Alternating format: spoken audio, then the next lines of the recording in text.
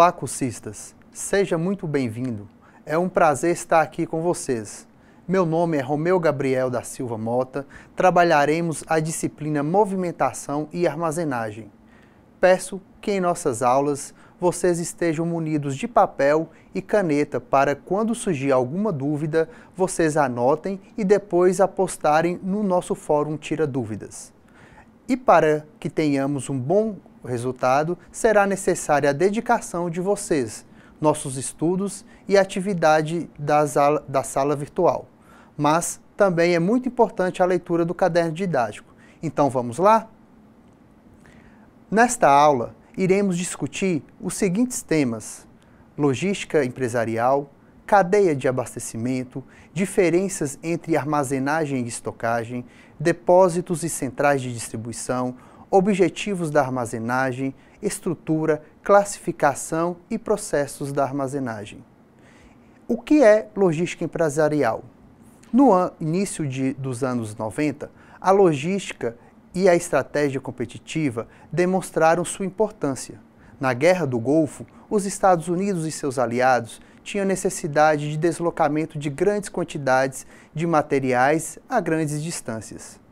Se observarmos, as guerras têm sido ganhas ou perdidas através do poder e da capacidade de logística. Logística não se refere apenas à distribuição física, e sim à gestão de estoques, armazenagem, distribuição, compras e transporte. A cada dia, a logística vem evoluindo, passando para ações integradas. Então, vamos falar da cadeia de abastecimento. Como funciona? Para exemplificar, vejamos no slide a seguir.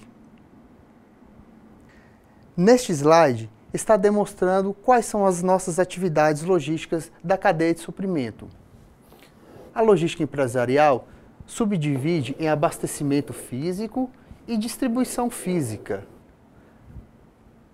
Temos três etapas: as fontes de abastecimento, as fábricas, operações. Para chegar neste momento, precisamos das matérias-primas para fabricação, que é o quê? Quais são as etapas? Transporte, manutenção de estoques, processamento de pedidos, compras, embalagem preventiva, armazenamento, controle de materiais, manutenção, programação. Após a fabricação, para distribuição físicas, precisamos das seguintes etapas: transporte, manutenção de estoques, processamento dos pedidos, programação de produtos, embalagem preventiva, armazenamento, controle de materiais, manutenção de informações, até o destino final, que são os nossos clientes. A gestão da cadeia de abastecimento corresponde às práticas necessárias para que todas as empresas agreguem valor ao cliente desde a fabricação, passando pela produção dos bens e serviços, a distribuição e a entrega final ao cliente. Os relacionamentos devem acontecer em tempo real e em intervalos mais curtos de tempo, onde toda a cadeia deverá ser gerenciada através do acompanhamento do fluxo dos processos, das informações, da demanda, do fornecimento, das negociações, programas e ordens de produção, entre outros. Esta relação eficaz é que vai proporcionar o resultado do negócio.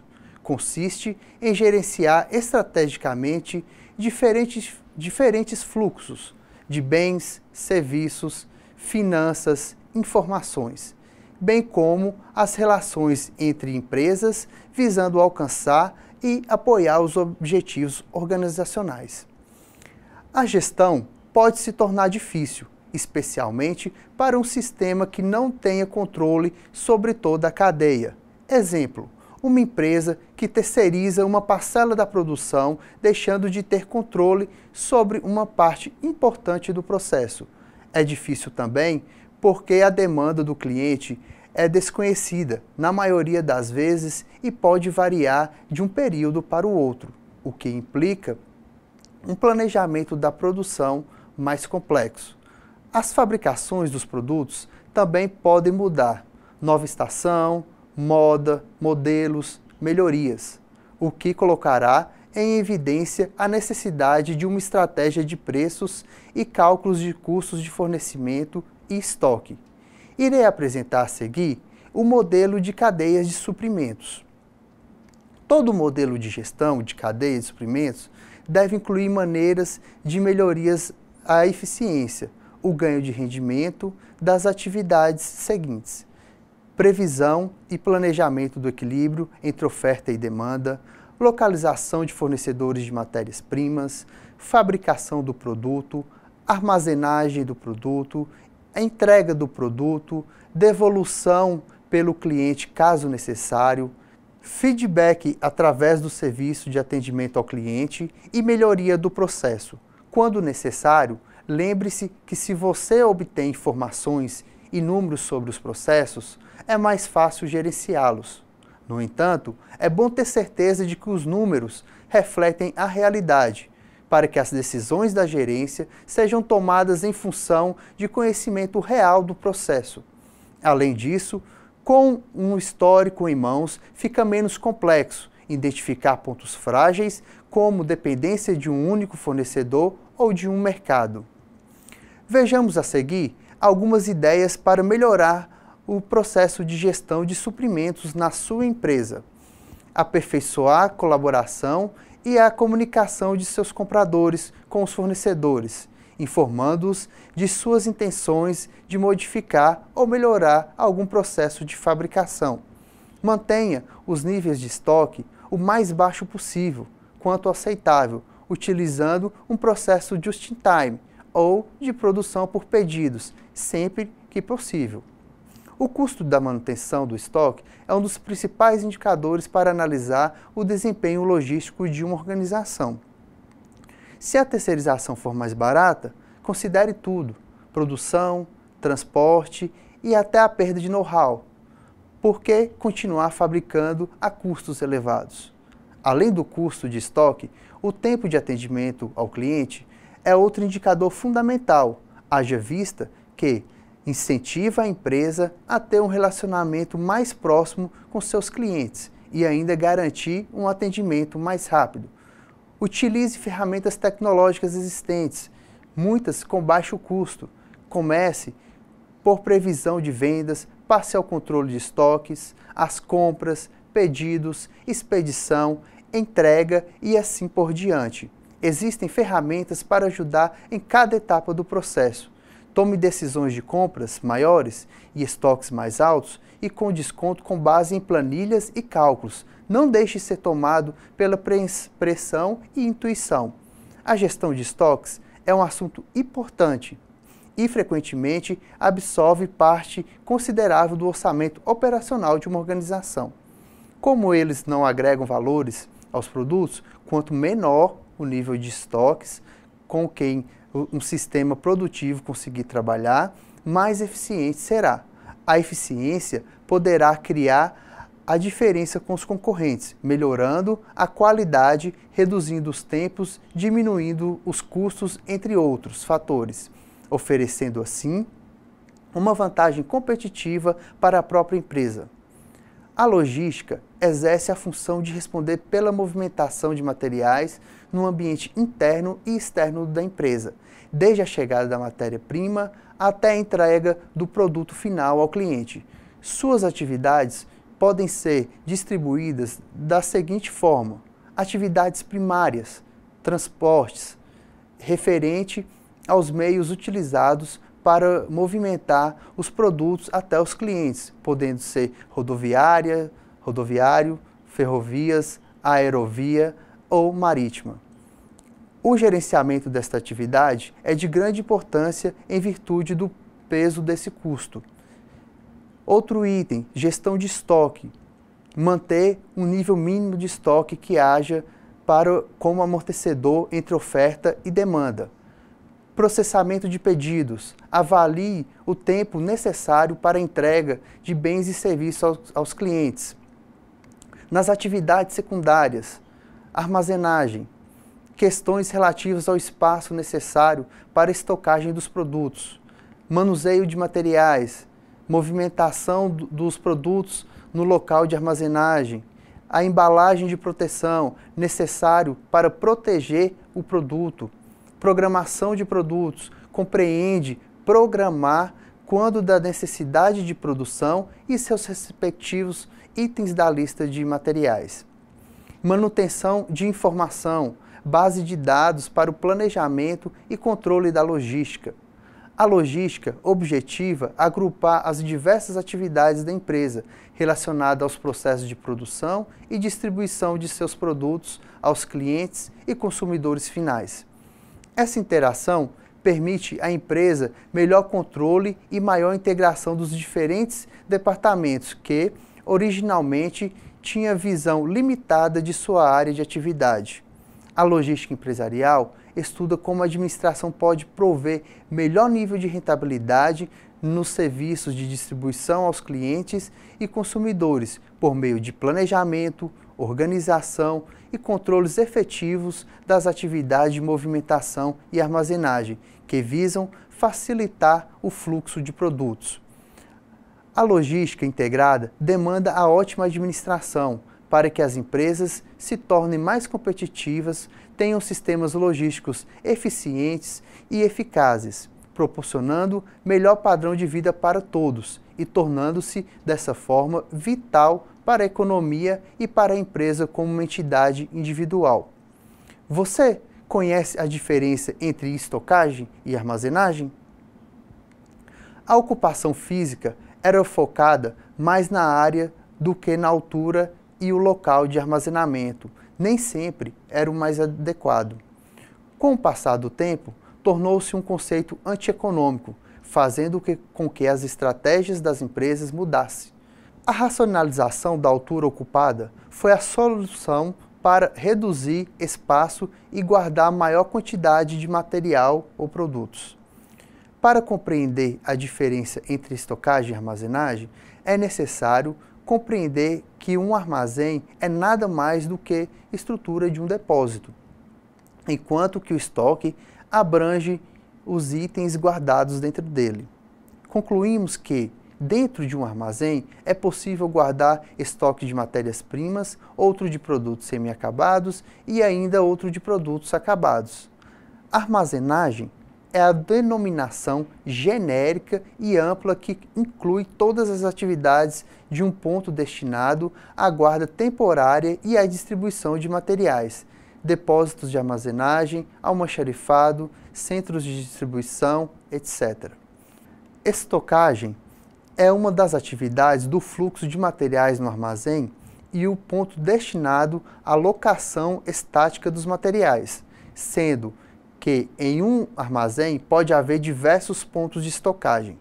Sendo assim, basicamente, a armazenagem é a guarda de estoques diversos dentro de um depósito, que, por sua vez, conta com uma estrutura física que engloba paredes, divisórias e coberturas, pallets, empilhadeiras, carrinhos, prateleiras, scanners, computador e outros hardwares, estandes, porta-pallets. Para que a diferença entre estocagem e armazenagem seja possível, é necessário contar com as técnicas como First In, First Out. Primeiro produto que entra é o primeiro produto que sai. Ou também First Expired, First Out. Primeiro produto que vence é o primeiro produto que sai. E ainda Last In e First Out. Último produto que entra e o último produto que sai. Também, o trabalho de armazenagem de estoques requer que os profissionais envolvidos dominem outras técnicas, como as de movimentação de materiais e transportes de cargas. Entendeu qual é a diferença entre estocagem e armazenagem? Sempre que tiver dificuldades com isso, lembre-se que o armazém é a estrutura física e o estoque é o conjunto de itens depositados dentro dele. Vamos falar agora sobre os centros de distribuição na cadeia logística. A geografia é um ponto importante dentro da logística e num país como o Brasil é de grande importância que se tenha uma boa estratégia logística. Algumas empresas preferem manter estoques para atender seus clientes, mas isto custa caro, pois temos investimento em espaço, estrutura e pessoal. Uma solução para facilitar estas operações são os centros de distribuição. Estes, por sua vez, devem ser instalados em pontos estratégicos, o mais próximo possível de seus clientes, e têm a função de receber mercadorias de diversos fornecedores. Buscam agilidade no recebimento e despacho de mercadorias, evitando assim acúmulo de mercadorias no estoque e redução de custos. Qual é a definição de centro de distribuição? O termo centro de distribuição surgiu como uma expressão moderna de se tratar a armazenagem. Nestes centros, ocorrem as seguintes operações de uma forma bem sistematizada para que se possa dar agilidade nos processos. As mercadorias vêm de diversos fornecedores em grandes quantidades, são armazenadas e sua distribuição é feita de forma fracionada a fim de poder oferecer aos seus clientes a opção de aquisição de vários itens em quantidades menores do que a fornecida diretamente pelos fabricantes. A disposição dos centros de distribuição é regional, para facilitar a proximidade e agilidade no atendimento de seus clientes. O conceito de centro de distribuição deixou de ser um depósito ou um armazém para acomodação de mercadorias e materiais e passou a ser uma forma diferente e estratégica de colocação de produtos no mercado. Conforme Alves, que escreveu em 2000, aponta uma grande diferença entre os depósitos e o centro de distribuição. Os depósitos, operados no sistema PUSH, são instalações cujo objetivo principal é armazenar produtos para ofertar aos seus clientes. Já os centros de distribuições, operados no sistema Pool, são instalações cujo objetivo é receber produtos just in time, de modo a atender às necessidades dos seus clientes. São funções básicas de um centro de distribuição: recebimento de mercadorias, conferência, movimentação até o local de armazenagem ou de despacho, guarda e armazenagem de mercadorias, separação de pedidos, embalagem e expedição de transportes. Inclui também a auditoria do estoque. Em se tratando de armazenagem, temos como objetivo os seguintes: a maximização do uso dos espaços, aumentando a área estática através do uso de pallets, permitindo o armazenamento de um número maior de produtos, acesso rápido dos itens armazenados através do uso de endereço, evitando o gasto de tempo durante a sua busca, proteção e conservação dos materiais de acordo com as suas propriedades e especificações. Vamos, então, citar alguns princípios básicos. Primeiro, planejamento. Avaliar previamente a área de armazenagem, verificar existências de efetivas condições físicas e técnicas, observar a natureza, peso e dimensões unitárias, considerar as características de manuseio e segurança. Segundo, flexibilidade operacional, promover a adaptabilidade de corredores, docas, portas e equipamentos disponíveis em uma área de armazenagem, de modo a receber com facilidade, simultânea ou sucessivamente, produtos com diferentes características de movimentação.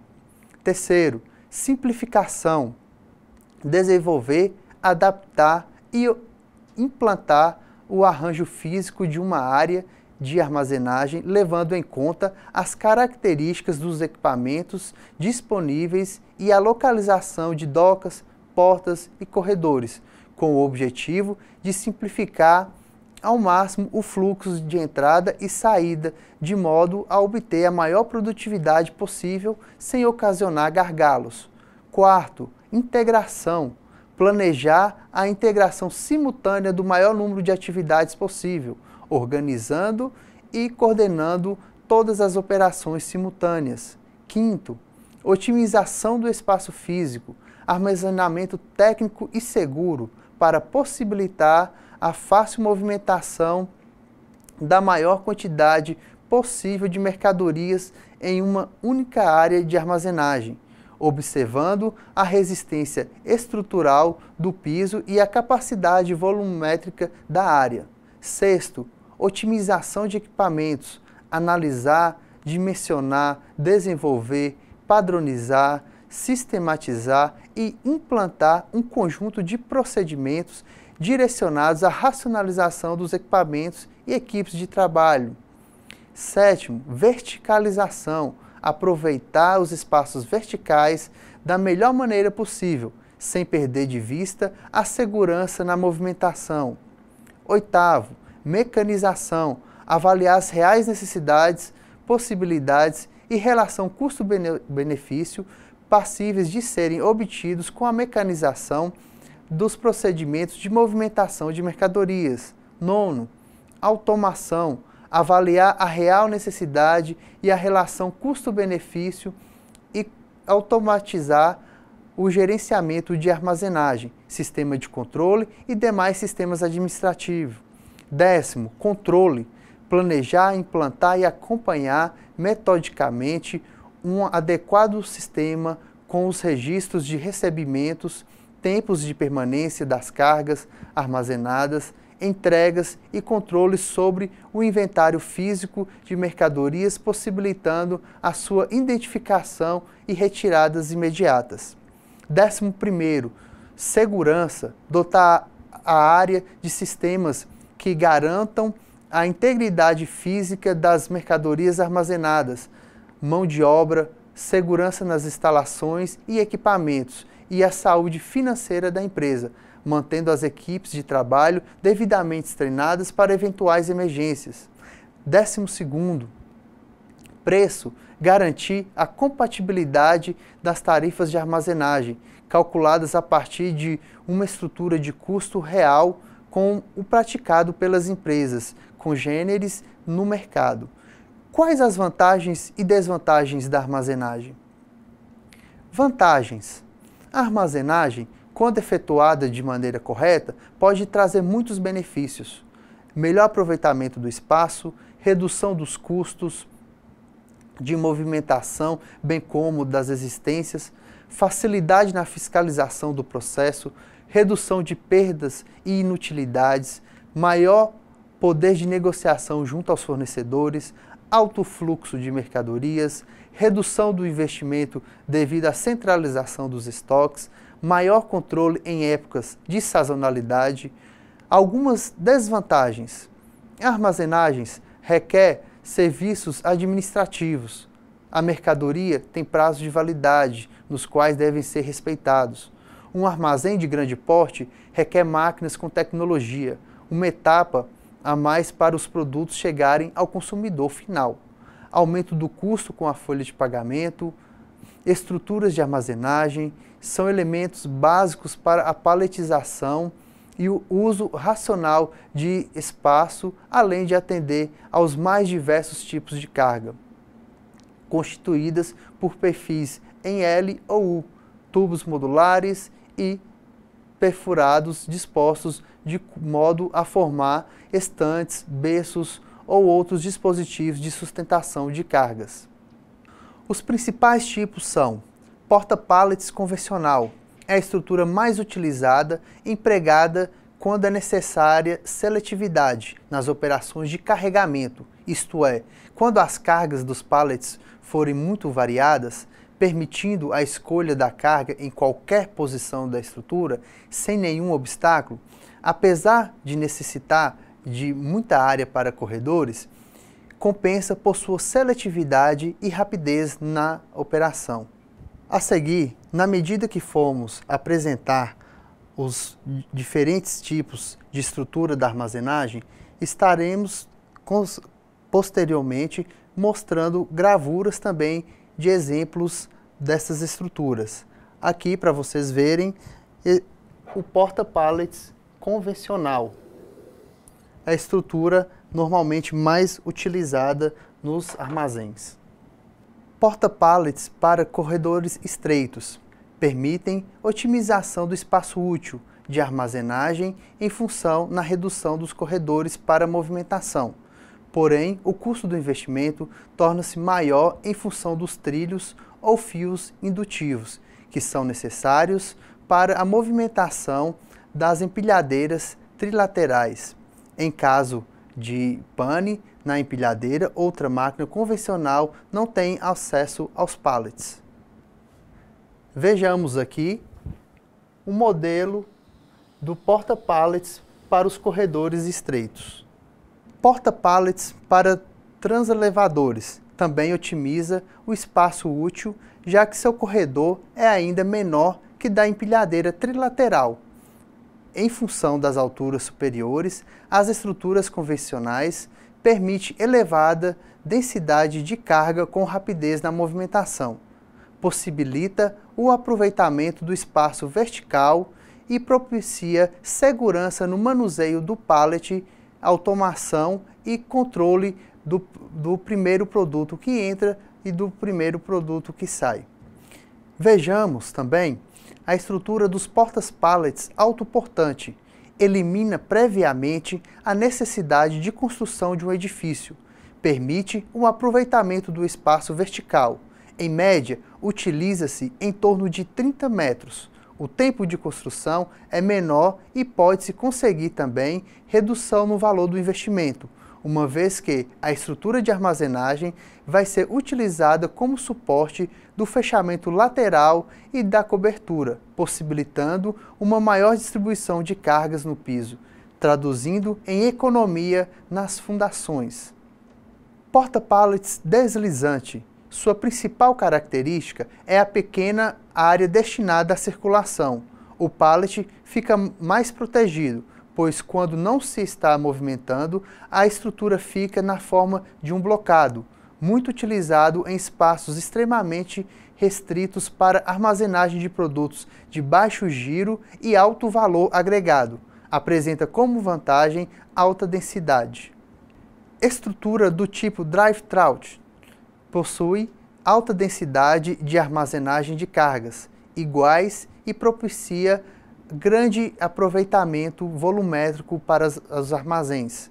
Este sistema deve ser utilizado preferencialmente quando o sistema de inventário obrigue a adoção do tipo first in, first out, primeiro que entra, primeiro a sair. Semelhante à estrutura tipo drive-in, tem acesso também por trás, possibilitando corredores de armazenagem mais longos. Nos dois sistemas de drive, quando os corredores de armazenagem são muito longos, a velocidade de movimentação diminui bastante, pois, além de aumentar o espaço a ser percorrido pela empilhadeira, obriga o operador a voltar de ré. Este último causa um transtorno, pode ser minimizado com a colocação de trilhos de guia junto ao solo. Estrutura tipo drive-in. A principal característica do sistema drive-in é o aproveitamento do espaço, em função de existir somente corredor frontal, com a eliminação dos outros corredores. Como o drive-through é um porta-pallets utilizado basicamente quando a carga não é variada e pode ser paletizada, além de não haver a necessidade de alta seletividade ou velocidade. A alta densidade de armazenagem que o sistema oferece pode ser considerada o melhor aproveitamento volumétrico de um armazém.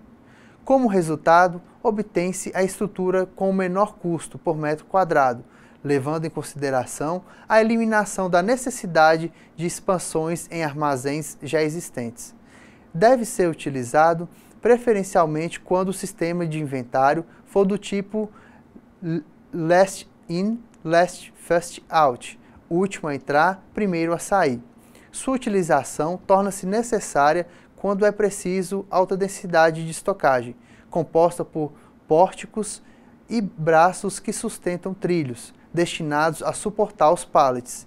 Exige pallets uniformes e mais resistentes. Uniformes porque a distância entre os trilhos é fixa, e resistentes porque serão apoiados apenas pelas bordas. Esse tipo de estrutura não deve ultrapassar os 12 metros.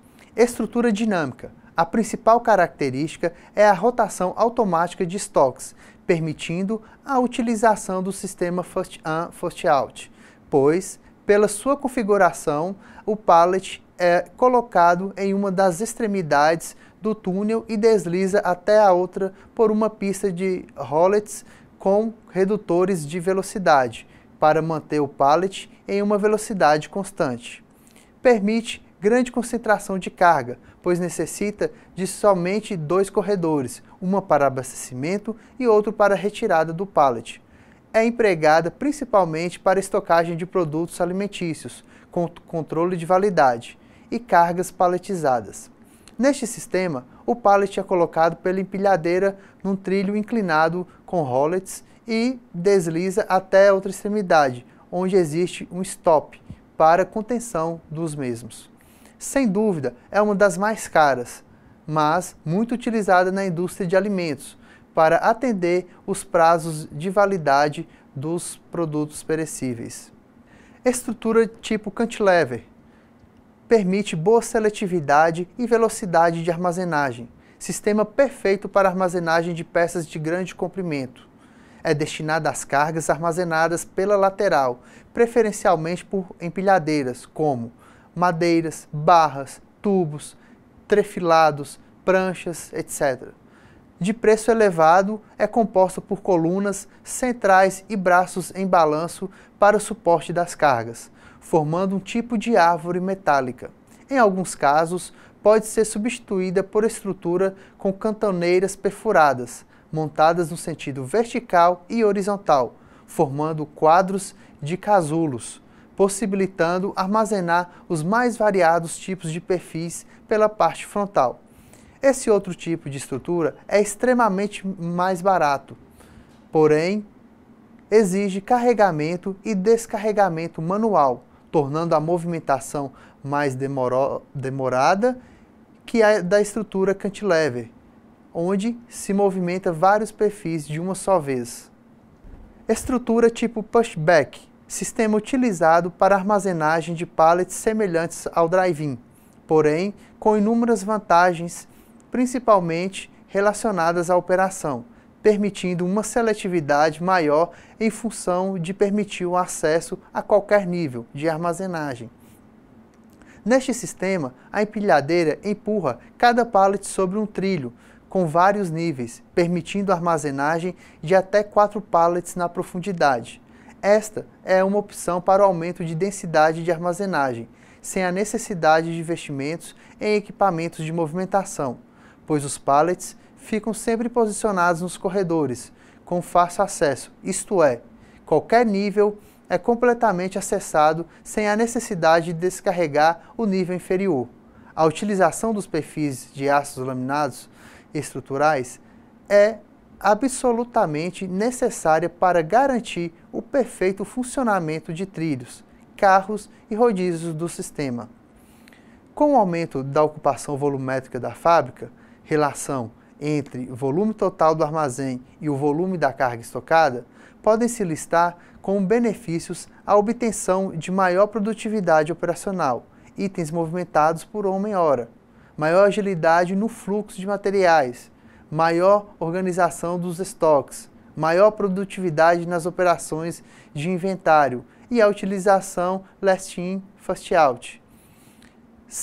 Nas operações de transferências entre centros de distribuições e lojas ou depósitos.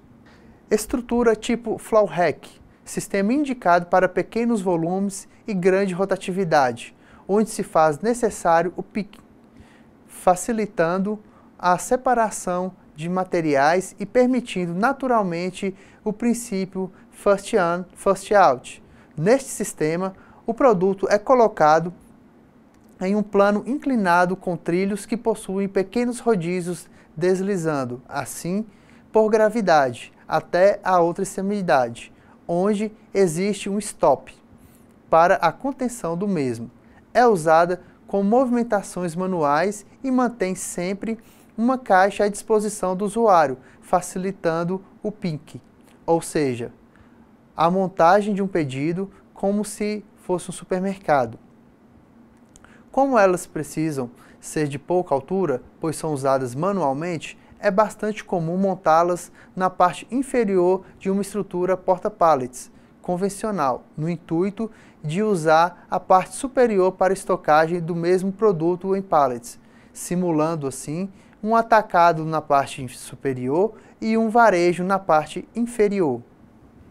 Estante, sistema estático para a estocagem de itens de pequeno tamanho que podem ter acessórios como divisores, retentores, gavetas e painéis laterais e de fundo. Possibilita a montagem de mais de um nível, com pisos intermediários. São adequadas para armazenar itens leves, manuseáveis, sem a ajuda de qualquer equipamento e com volume máximo de meio metro cúbico.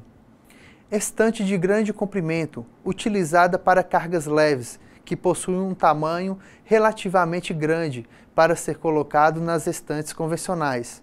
É um produto intermediário entre as estantes e os portas-pallets. Arranjo físico ou layout.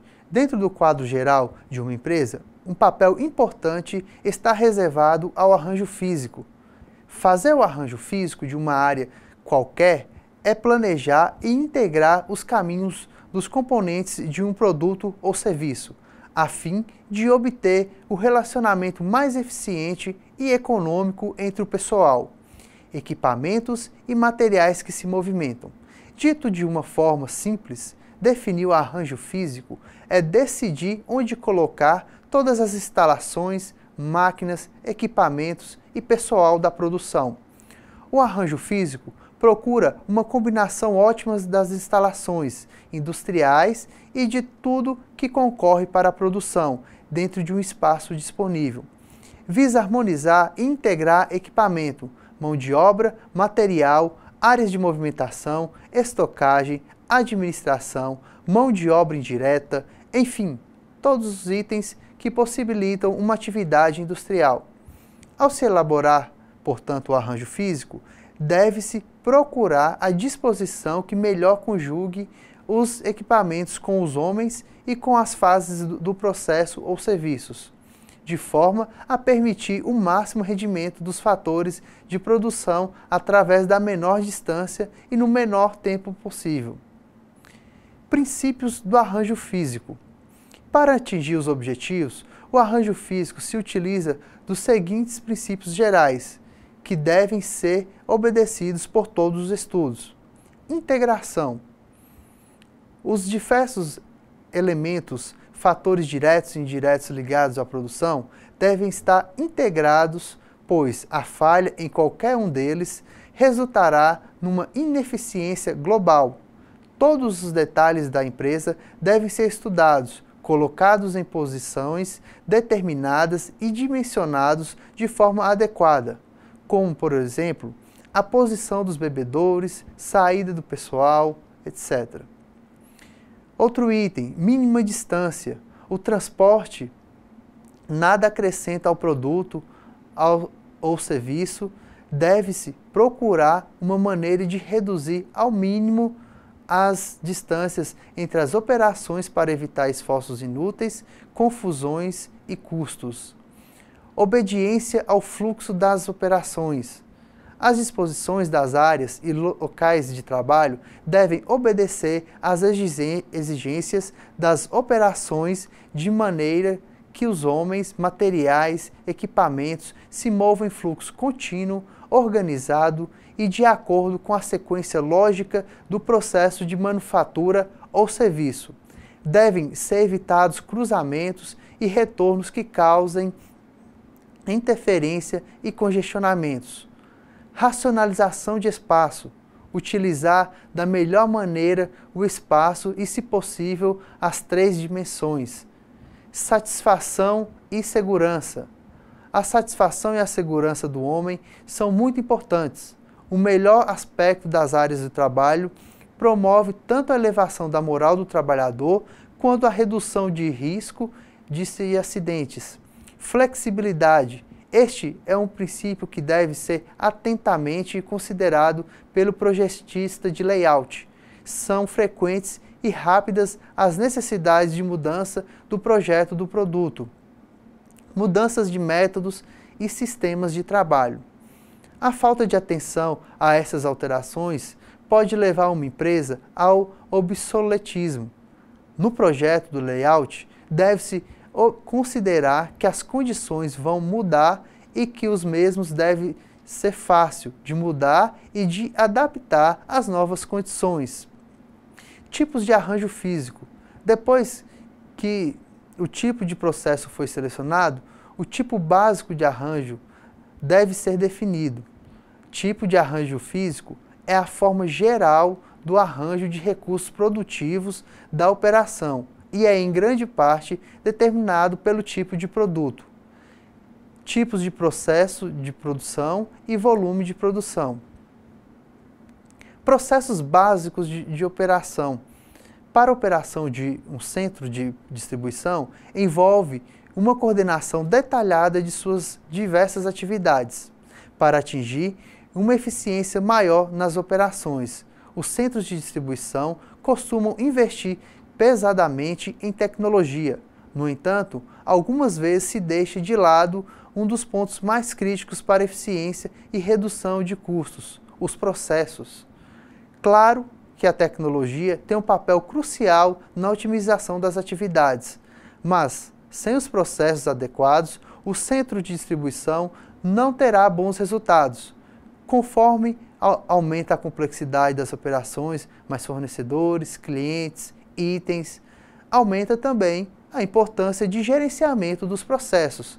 Deve-se monitorar a mudança na realidade operacional do centro de distribuição, para modificar os processos de forma correspondente. Usar os mesmos processos antigos para uma operação que cresce em complexidade somente levará um maior índice de erros, baixa produtividade e atraso nas entregas. A seguir, iremos mostrar as áreas de processos que devem ser monitoradas e podem levar a uma operação mais eficiente com sua equipe e tecnologias atuais. Primeiro, entrada de materiais. Se a área de recebimento é um gargalo, é necessário encontrar a causa raiz. A ineficiência na entrada multiplicará seus efeitos ao longo da operação, e as outras áreas sempre terão que correr atrás do prejuízo.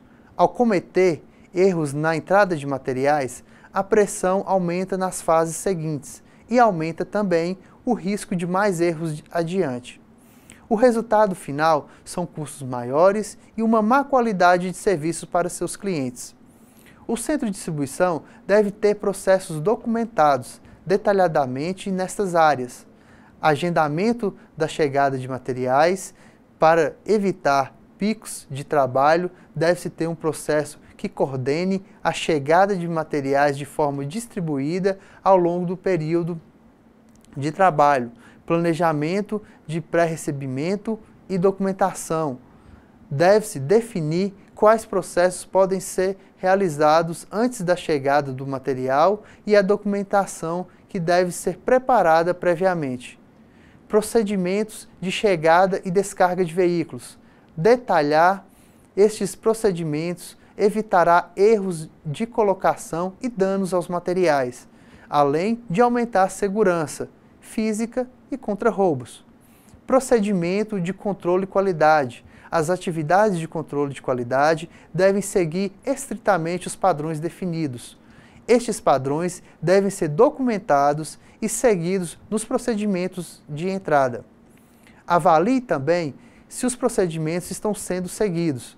Assegure que os funcionários estão bem treinados e sabem que serão beneficiados financeiramente ou profissionalmente, com a eficiência dos processos de entrada. Segundo, o picking é a ação de coletar os itens do pedido no armazém. É normalmente a atividade de maior custo na operação de um centro de distribuição. Portanto, até melhorias incrementais gerarão benefícios na produtividade como um todo. O principal componente do tempo de picking é a distância percorrida pelos funcionários para coletar os itens. Ao definir os processos que reduzam as distâncias percorridas, podem-se obter melhorias consideráveis na produtividade da operação. Alguns processos que podem ser implementados com este objetivo são: análise ABC para definir os itens com alta, média e baixa rotatividade e redistribuir o layout de materiais para que os de maior rotatividade fiquem mais próximos entre si e a saída de materiais. Usar Flower Racks, sistema de armazenagem dinâmico, ideal para rotação automática de pequenos volumes, para itens pequenos, que podem estar ocupando espaços de pallets normais, aumentando o espaço ocupado e as distâncias entre os materiais. Para itens de baixa rotatividade, usar armazenagem e picking multinível, que otimizará o espaço no armazém e reduzirá as distâncias percorridas. Para pedidos de baixo volume, usar batch picking. Este sistema faz com que o funcionário colete o material para várias ordens de uma vez, ao invés de fazer uma viagem para cada ordem pequena. Novamente, o treinamento da equipe é essencial para que estes processos surtam os efeitos desejados na operação. Analise como são estocados os materiais entrantes. Existe um processo claro que é seguido? Ou existe uma correria e a armazenagem é feita de forma quase aleatória? Terceiro, os indicadores. A frase "você não pode melhorar o que não pode medir" já é conhecida por todos. No entanto, muitas vezes ainda usados os indicadores incorretos para a operação do centro de distribuição. Vejamos, um centro de distribuição pode ter como seu indicador principal o custo por pallet processado. Esta é uma boa medida para a alta gerência, mas não é um bom indicador para os responsáveis pela execução da operação e definição de processos. Além disso, um fator externo pode tornar este custo mais alto. Enquanto a equipe fez um ótimo trabalho ao minimizar o aumento dos custos, os indicadores da operação devem refletir a verdadeira produtividade da equipe, já que isto é o que os motivará a obter sempre melhores resultados, seguindo o mesmo exemplo. Seria importante incluir também um indicador de pallets processados por funcionário. Deve-se sempre procurar um equilíbrio entre indicadores de alto nível, normalmente financeiros, e indicadores que podem ser entendidos pelos funcionários e servir como referência para as ações de melhoria. Também é importante definir metas para cada indicador, procurando um aumento constante da produtividade, mas sempre realista. Não adianta definir metas excessivamente ambiciosas, que não serão atingidas e somente causarão frustração na equipe. Chegamos ao fim da nossa primeira videoaula. Espero que tenha gostado e até a próxima.